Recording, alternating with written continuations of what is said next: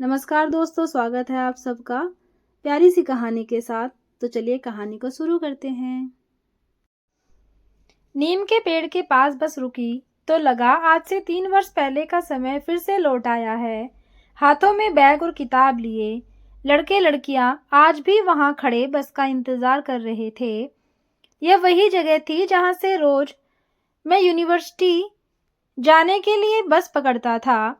पता नहीं क्या सुझाव हुआ और बस रुकते ही मैं अपनी परछाई तलाशता छात्र समूह की तरफ यूं ही बढ़ता चला गया कि कंडक्टर की आवाज आई, भाई साहब आपके पैसे। और जेब से पैसे निकालकर मैंने उसे दिए। उसने कुछ बचे हुए रुपए वापस किए और उन्हें जेब में रखकर मैं पुनः नीम के पेड़ की तरफ बढ़ गया। इस बार पीछे से जो आवाज आई थी वह कुछ कर्कश थी। बैग कब उतारोगे, बस चली जाएगी तब। पत्नी थी, 2 बैग उसने खुद उतार लिए थे। बड़े वाला बैग बस में ही रह गया था। झट से मैं बस में चढ़ा और बैग उतारा और फिर ढाबे की टेबल पर सामान टिकाकर पत्नी को वहीं बिठाने के बाद चाय का ऑर्डर दे दिया। बस जा चुकी थी। प्रतीक्षा में खड़े विद्यार्थी भी वहां से चले गए थे। चाय का घूंट लेते मेरी नजर एक लड़की पर पड़ी। उसके ब्रेसलेट से चैन के सहारे लटकते दिल की आकृति। किसी का ख्याल आया मुझे उसे देखकर और आई थोड़ी हंसी भी। वर्तमान में अतीत को तलाशने के मेरे पागलपन पर शायद भगवान को भी मजा आ रहा था, क्योंकि अगले ही पल जिस हैंडबैग पर नजर गई वह भी जाना पहचाना सा लग रहा था। तो नहीं दिख रहा था, चेहरा भी नहीं दिख रहा था, लेकिन हाथों का दूधिया रंग भी किसी खास के होने की गवाही दे रहा था। पत्नी ने मुझे घूरते हुए ताड़ लिया और बोली, कहो तो यहीं बुला दूं, सामने से ही देख लेना। झेप तो गया था, लेकिन फिर भी बात बनानी पड़ी। अरे कैसी बातें कर रही हो, कुछ सोच रहा था तो नजर वहां पर टिक गई। इतने में भतीजा मोटरसाइकिल लेकर आ गया था।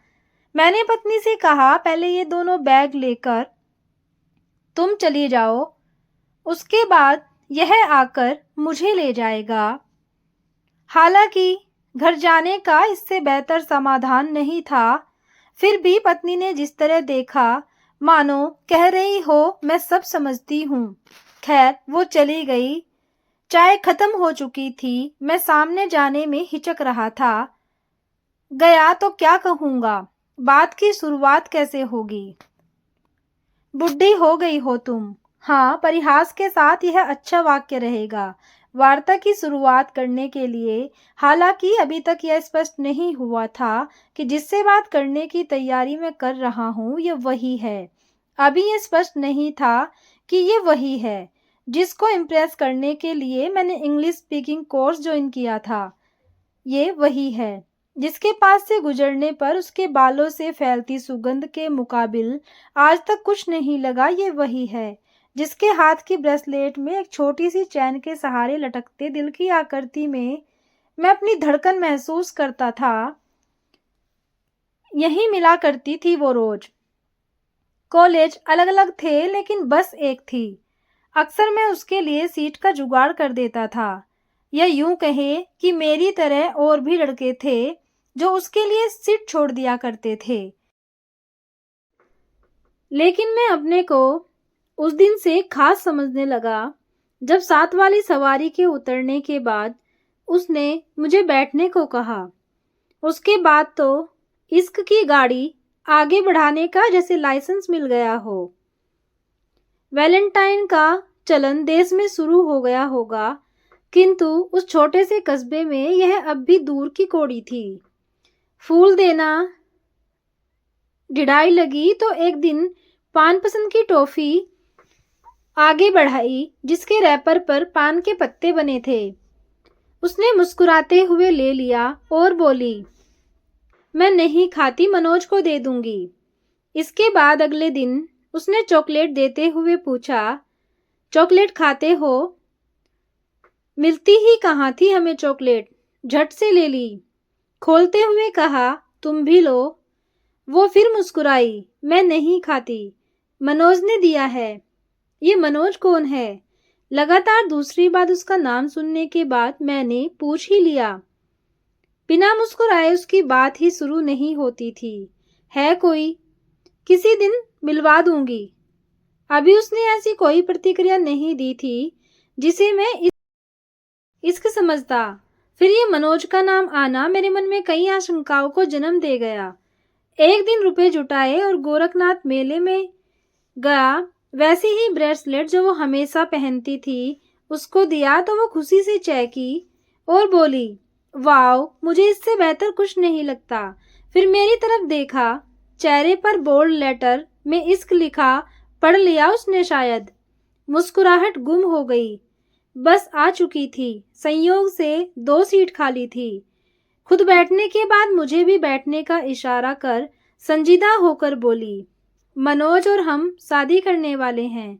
तुमको कोई गलत फहमी हो तो प्लीज मुझे माफ करना। We are just friends. दिल की क्या हालत हुई थी बताने की आवश्यकता नहीं है, लेकिन इस भाव को चेहरे पर आने से रोकने की जी तोड़ कोशिश करते हुए मैं बोला, अरे वाह, ये तो खुशी की बात है। मुझे कोई गलतफहमी नहीं है। ये ब्रेसलेट तो एक दोस्त होने की हैसियत से दिया है तुम्हें। वो मुस्कुरा दी। मैं भी जबरदस्ती अब भी हम साथ जाते थे। औपचारिकता में सीट ऑफर अब भी कर देता था, लेकिन उपहार देना बंद कर दिया। हालांकि उसकी तरफ से चॉकलेट और अन्य महंगी खाद्य वस्तुएं मुझे मिलती रहती। ये कहते हुए कि मनोज ने दिया है। गर्मियों की छुट्टियां थी। मेरे दोस्त सुनील की तिलक में मैं अन्य दोस्तों के साथ दोपहर में ही पहुंच गया था। एक कमरे में सभी जाने अनजाने दोस्त इकट्ठे होकर हंसी ठहाका कर रहे थे। सुनील बड़े घर का लड़का था, अतः मधु प्रेमी दोस्तों को निराश नहीं किया था। उसने उसी कमरे में एक किनारे बियर के दौर भी चल रहे थे। सुनील के एक दोस्त राहुल ने, जिसे मैं नहीं जानता था, एक बियर पी रहे लड़के से बोला, सुनील के तिलक में तो खूब अय्याशी कर ले रहा है साले। अपनी शादी में व्यवस्था नहीं की तो उल्टा टांग कर मारेंगे। बियर पी रहा लड़का बोला, कैसे टुच्ची बातें करता है बे। मेरी शादी में ऐसी गिनती के कैन नहीं मिलेंगे। बियर शॉप खुलवा दूंगा कमीनों। पहले ढंग की लड़की तो मिलने दो। राहुल, शादी तो तय ही है तुम्हारी। जरा दिखा तो तस्वीर उस लड़की के साथ वाली। वो लड़का चहका, जेब से मोबाइल निकाल सुनील के दोस्त को पकड़ा दी। वो उसे लहराकर सबको दिखाने लगा। देख लो भाइयों, ये अपने मनोज की होने वाली दुल्हन है। मनोज नाम सुनकर मेरा ध्यान उस लड़के पर कुछ ज्यादा ही जम गया था। मैंने मोबाइल पर पुनः दृष्टि गड़ाई। यह लड़की प्रिया नहीं थी। तब तक एक हाथ में बियर की कैन लिए मनोज उठ खड़ा हुआ। सालों, तेरा भाई इस काबिल है कि इस जैसी दर्जनों लड़कियों के साथ अपनी फोटो दिखा सकता है, कहकर उसने मोबाइल झपट लिया। कुछ देर स्क्रॉल करने के बाद फिर एक तस्वीर दिखाई दी। सबके मुंह खुले रह गए। मैं क्रोध में आग बबूला था। तस्वीर में प्रिया उसके गालों पर चुंबन दे रही थी। पूरा कमरा मनोज की प्रशंसा के गुण गा रहा था। कुछ और दिखाओ, कुछ और दिखाओ की आवाज के बीच में चाहकर भी कुछ नहीं बोल पाया। मनोज ने मोबाइल जेब में रखा। कुछ दिन इंतजार करो दोस्तों, बहुत जल्द वीडियो दिखाऊंगा तुम्हें, एकदम तड़कता भड़कता सा। मुझे मनोज से नफरत सी हो गई थी। साथ ही प्रिया पर भी गुस्सा आ रहा था। वो कैसे लड़के के चक्कर में पड़ गई है। तिलक के बाद घर आया। मेरे पास ना तो मोबाइल था और ना ही प्रिया से कभी उसका नंबर लेने की कोशिश की थी। उसके घर तो नहीं गया, लेकिन उस नीम के नीचे रोज यह सोचकर बैठ जाया करता था कि हो सकता है किसी काम से इधर आए और उसे मनोज के बारे में मैं बता सकूं। ज्यादा दिन इंतजार नहीं करना पड़ा। तीसरे दिन ही वो दिख गई, मगर जिस मोटरसाइकिल पर वो बैठी थी उसे मनोज ही चला रहा था। उसकी नजर मुझ पर पड़ी तो खुशी से चीख पड़ी, अरे गाड़ी रोको मनोज। उसने गाड़ी रोक दी तो उतरकर मेरे पास आई। चलो आज तुम्हें मिलवा ही देती हूँ। यही है मनोज। और मनोज ये है मेरा बहुत अच्छा दोस्त, जिसके बारे में मैं तुमसे अक्सर बात किया करती थी। मनोज ने हाथ मिलाया। उसे सुनील की तिलक में मेरा मिलना याद नहीं था शायद। अरे वाह दोस्त, प्रिया बताती है कि तुम इसकी सीट का इंतजाम कर देते हो। इसके लिए बहुत बहुत शुक्रिया। हाँ, मैं मौन खड़ा रहा। प्रिया से उसने कुछ इशारा किया और कहीं चला गया। उसके जाने के बाद वो मुस्कुराकर बोली, रिजल्ट के बाद हम सगाई करने वाले हैं। तुम्हें इनविटेशन दूं तो आओगे ना? मनोज किसी भी पल वापस आ सकता था। मैंने उसकी सच्चाई बता दी। प्रिया, ये ठीक आदमी नहीं है। मुझे नहीं लगता कि ये तुमसे शादी करेगा। प्रिया की मुखाकृति एकदम से बदल गई। मैं देख रही हूँ कि जब से मैंने तुम्हें मनोज के बारे में बताया, तभी से तुम्हारा व्यवहार बदलता जा रहा है। कहने को तो कहते हो कि इश्क जैसी कोई गलतफहमी नहीं है तुम्हें, लेकिन इस तरह की झूठी बातों को मैं जलन न मानूं तो और क्या मानूं? जानते हो उसके बारे में? ब्लॉक प्रमुख है। उसके पापा, उसके पूरे परिवार से मिल चुकी हूं मैं। और दोस्तों को अपनी होने वाली पत्नी के साथ तस्वीरें दिखाना गुनाह है क्या? तुम नहीं दिखाओगे? मेरी समझ में नहीं आ रहा था। प्रिया, वैसी तस्वीरें कोई नहीं दिखाता। उस तस्वीर में तुम मनोज को चूम रही हो। प्रिया ने अट्ठास किया। हे भगवान, सचमुच के भोले भंडारी हो। जमाना चांद पर बसने की तैयारी कर रहा है और तुम किस करती तस्वीर के आधार पर किसी के चरित्र को लांछित करने में लगे हो। आधुनिक जीवन शैली में यह बहुत सामान्य बात है डियर। मैं क्या कहता? और उसी समय मनोज भी आ चुका था। एक पैकेट मेरी तरफ बढ़ाकर वो बोला, लीजिए भाई। प्रिया बताती थी कि आपको चॉकलेट बहुत पसंद है। इसमें 10 हैं, एंजॉय करिए। प्रिया उसके पीछे जाती हुई पलटकर मुस्कुराई थी। आज पूरे 3 साल बाद वो दिखी थी। मैं कुर्सी से उठा। उसके सामने आता उसके पहले ही एक कार आकर रुकी। एक आदमी उतरा और उससे कार में बैठने की जिद करने लगा। उसने प्रतिकार किया तो दूसरा आदमी उतरा। शरीर काफी भारी हो गया था, लेकिन मैं पहचान गया था, यह मनोज था। आते ही उसने जोरदार थप्पड़ लगाया। अब मैं वहां पहुंच चुका था। ड्यूटी भले ही दूसरे जिले में थी, लेकिन पुलिसिया रोब उतर आया। मनोज की बांह ऐंठकर एक जोरदार थप्पड़ रसीद कर दिया उसके गाल पर। वह मुझे नहीं पहचान पाया। हतप्रभ होकर मेरी तरफ देखने लगा। उसकी कलाई अभी भी मेरी पकड़ में थी। प्रिया की तरफ देखा। वो सच में बुढ़ी हो गई थी। बालों में कई महीने पहले लगी मेहंदी अपनी रंगत खो चुकी थी। आंखें धसी हुई, होठों पर पपड़ी और चेहरे पर झुर्रियां। मुझे देख फपक पड़ी। इस बीच और भी लोग आ चुके थे। मनोज की कलाई पर मेरी पकड़ ढीली पड़ी तो भाग खड़ा हुआ। मैंने लोगों को हटाया और प्रिया की बांह पकड़कर कुर्सी पर बिठाया। चाय की कुछ चुस्कियां ली उसने और कांपते होठों के साथ रुलाई रोकने का उपक्रम करते हुए वह बोली, तुम तो गायब ही हो गए थे एकदम से। मेरी कोई भूमिका बची ही कहाँ थी तुम्हारी जिंदगी में? सोचा पूछूं, लेकिन कुछ और पूछा, ये क्या हालत हो गई है तुम्हारी? तुम्हें मार क्यों रहा था मनोज? उसकी गिरफ्त से छूट जो चुकी हूँ। गिरफ्त? उसकी बीवी ने वीडियो नष्ट कर डाले। मैं समझा नहीं।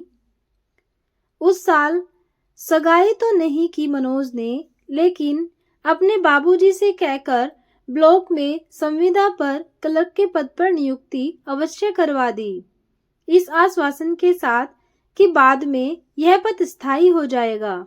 उसके पिता भी मुझसे स्नेह रखते थे।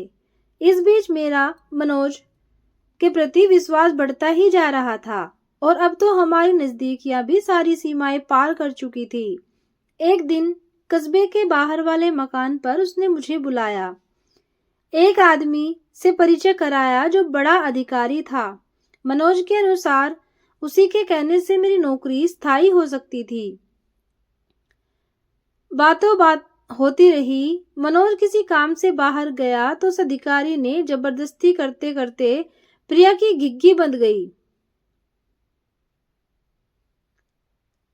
मैंने शांत कराते हुए उससे पूछा, मनोज को ये बात तुमने बताई क्या? कुछ देर बाद सामान्य अवस्था में आकर वो बोली। मनोज वापस आया तो उससे सारा हाल कह सुनाया और पुलिस स्टेशन चलने को कहा। इस पर उसकी प्रतिक्रिया आश्चर्य में डालने वाली थी। अब तो जो होना है हो चुका प्रिया। पुलिस के पास जाकर तुम्हारी बदनामी तो होगी ही, इसके साथ साथ नौकरी भी हाथ से जाएगी। मुझे नौकरी की चिंता नहीं थी। मैंने स्कूटी उठाई और पुलिस चौकी पर चली गई। इंचार्ज ने पूरी बात सुनी और उसके बाद बोला, उस आदमी ने नौकरी पक्का करने से मना तो नहीं किया ना? अक्सर बात से मुकर जाए तो उसकी गलती मानूंगा। मैं हतप्रभ थी। कैसी बात कर रहे हैं आप? उसने मेरे साथ दुष्कर्म किया।